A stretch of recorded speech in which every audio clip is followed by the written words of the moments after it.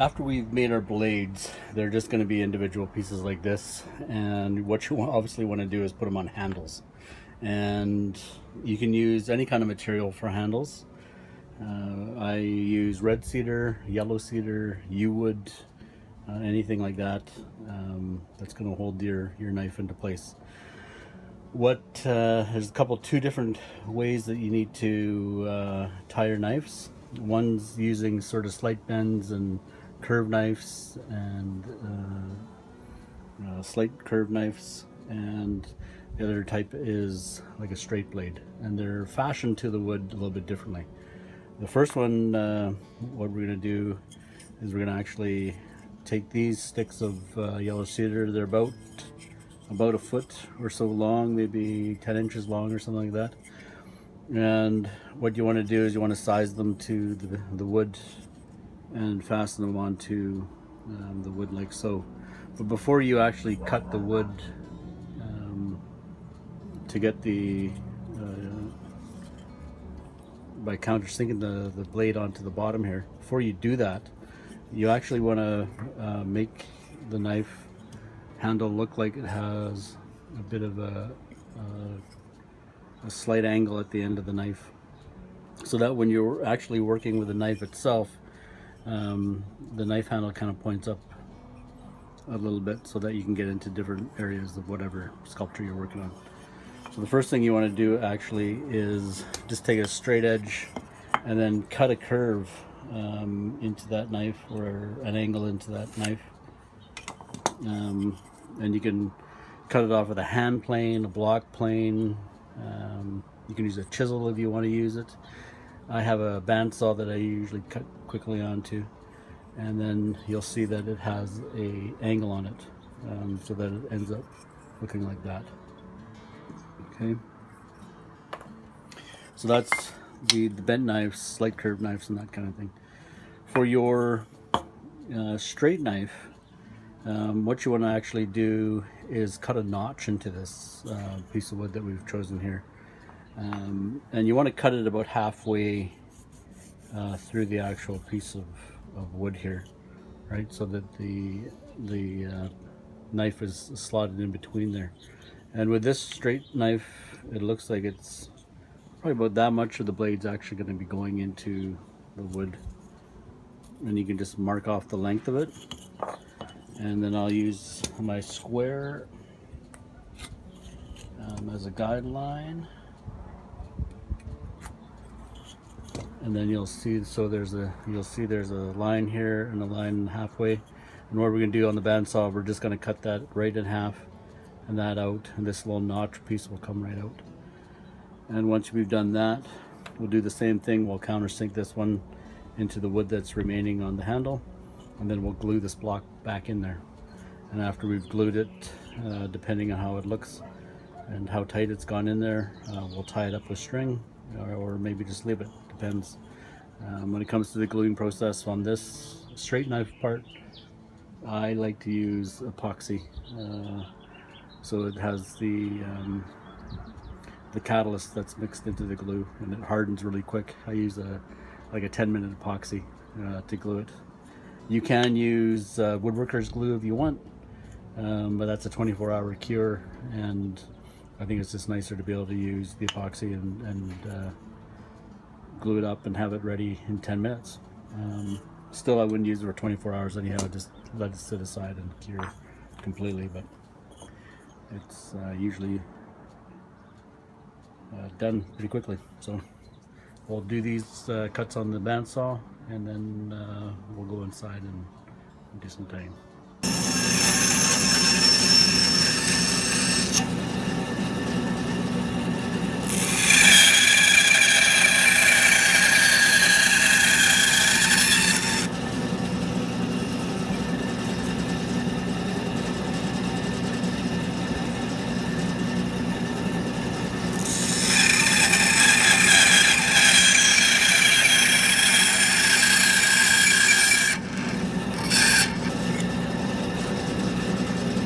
So after I've cut the block of wood, this nice little piece of red cedar, I just quickly gave it a nice sand just to get some of these slivers and rough parts out of it, just so that I can handle it.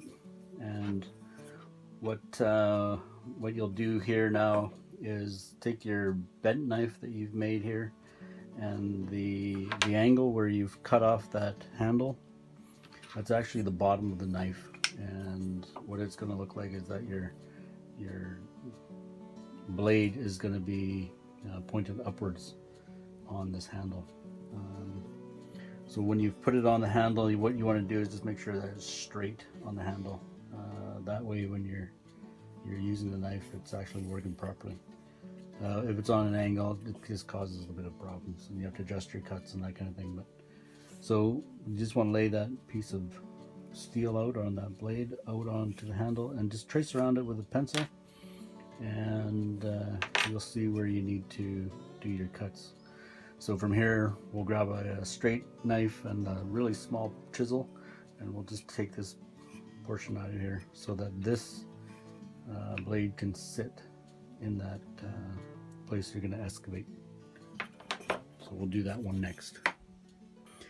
So with your lines now cut or drawn on there, I just use a little flex cut detail knife. Does a really nice job with cutting. And what you want to do is you want to V-cut all the lines that you've just put in there. And when you're actually doing the cut itself, what you want to do is actually cut on the inside of those pencil lines, and that way you have a little bit of wood to play with regards to getting this to a nice snug fit. When you're inlaying this blade into this piece of wood, you want it the snuggest fit as you can so it doesn't move around. The moment it starts moving around, even if you glue it in and tie it on, your blade's going to have this little wiggle in it, and when you're carving, that's not really helpful. So you want to put as nice of a snug fit in there as possible.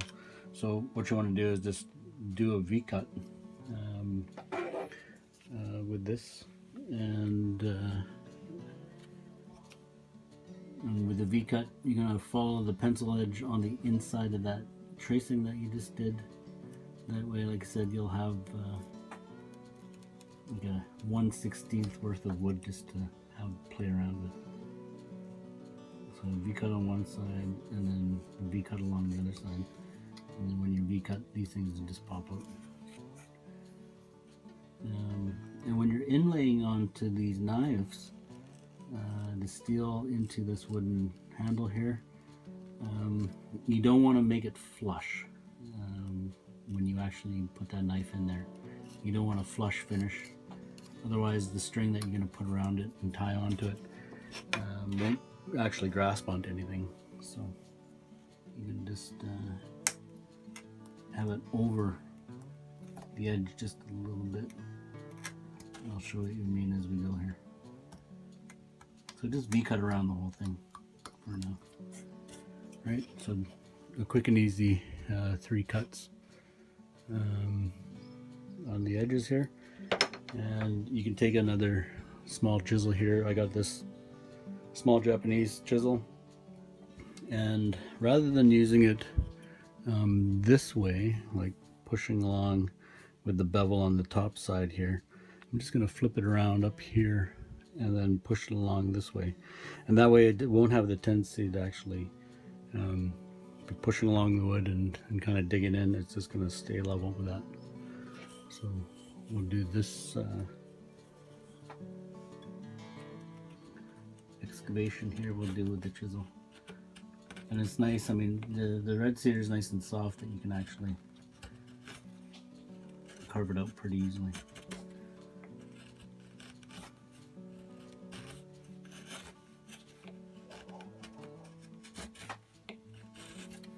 It doesn't take too long. And these small little chisels are really nice for this work.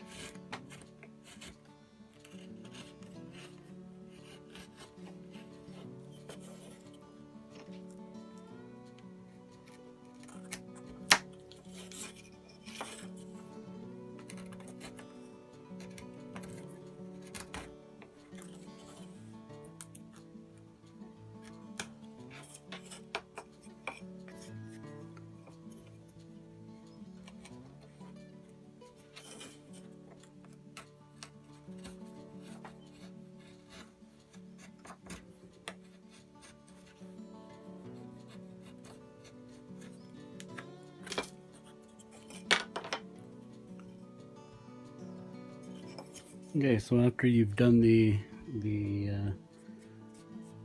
taking out that trough and have an inlay, you just want to test, make sure that it fits in there, and it does. There's no movement to it, and you'll see that it's not quite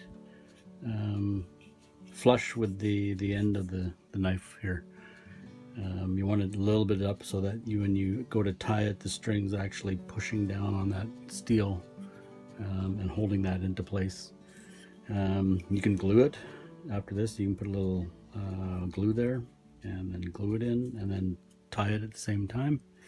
You don't have to, depending on how your inlay is. But what you want to do, and you see I marked it already, I just want to make this a little bit thinner, and so that's not so square. So I'll take it out to the bandsaw and square it off. And in doing so, I will also just round off the edges of the handle itself. And then after that, we'll come back, we'll cut in a little notch here, just so that when you're tying the string on, the piece doesn't, the string doesn't slide off the front. So we put a little notch on the end there. And it's basically just a V-cut on these three sides here, and the string will butt up against it when you tie it, and that way it won't come off the front. And then it's should be good to go. So we'll thin it out around the edges, put on the notch, and then we'll come back and tie it. So I'll show what you mean in a minute. Just mixing up a little bit of epoxy. You can see I'm using a kind of a thicker epoxy, and what I've added is a little bit of yellow cedar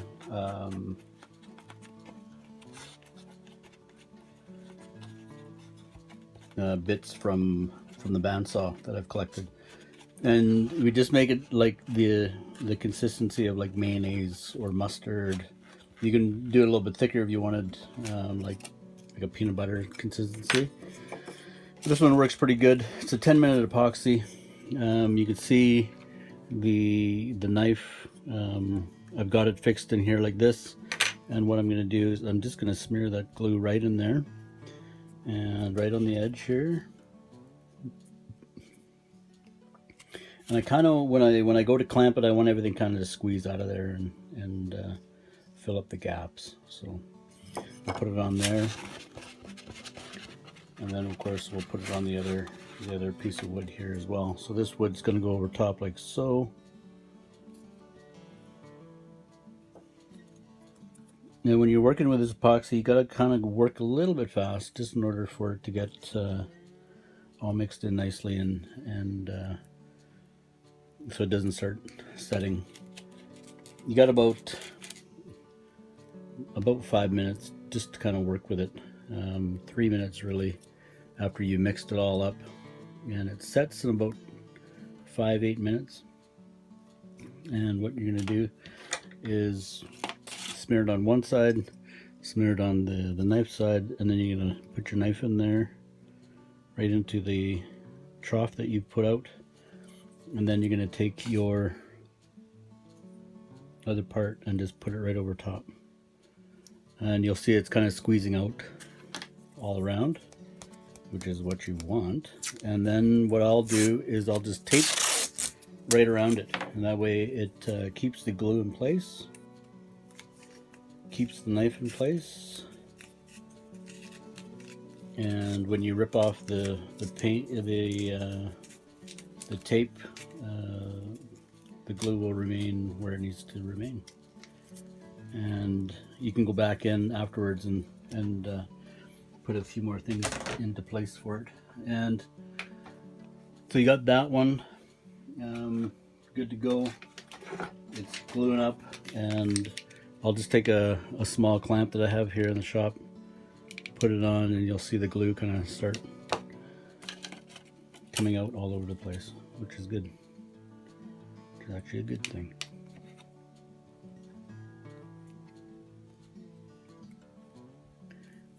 And then you'll set that aside for about half an hour until it sets, and then you should actually be able to work with it.